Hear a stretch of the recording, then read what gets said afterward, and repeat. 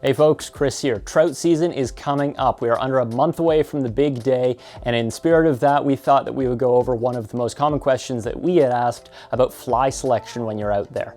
Now, we know that there are lots of different types of flies that you can tie, some imitative, some attractor-based, all that good stuff. But when might you fish a dry fly versus a nymph versus a streamer? This is how we think about it here.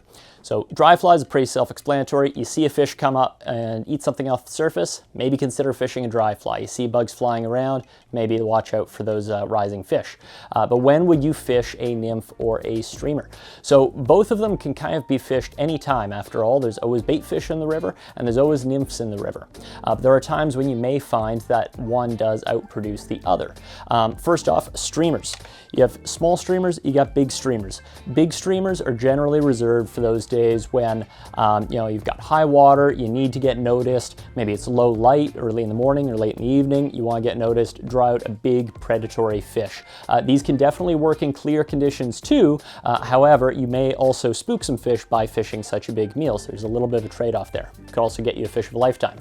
Small streamers are generally what I reach for when the water is a little lower.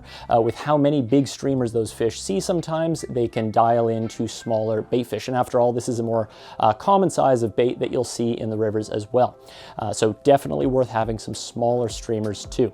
Streamers are a great way as well to pull fish when they're in less accessible spots in a river. After all, a big calorie meal like these, fish might be willing to move a little bit more force. So if you're encountering a log jam or a big pool that you can't nymph really thoroughly, a fish may move to a streamer more willingly than it will a nymph.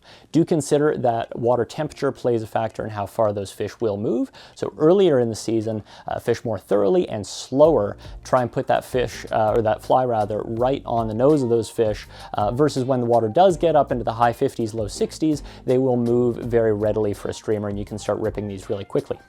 Now nymphs are never a bad choice. After all, they make up a very large portion of what a fish eats in a given day, and they are always present in the river.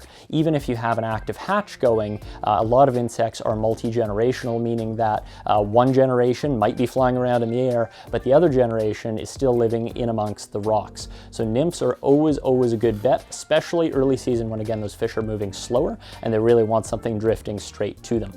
Same kind of thing with size. Earlier in the season, you can get away with larger flies, and the bugs actually tend to be larger earlier in the season as well. And then as the season progresses, go smaller, more muted, and start imitating those smaller bugs that are around. Hopefully that helps you out. If you need any fly suggestions, we've got a great list below of our top picks for opener, and we'll see you on the water.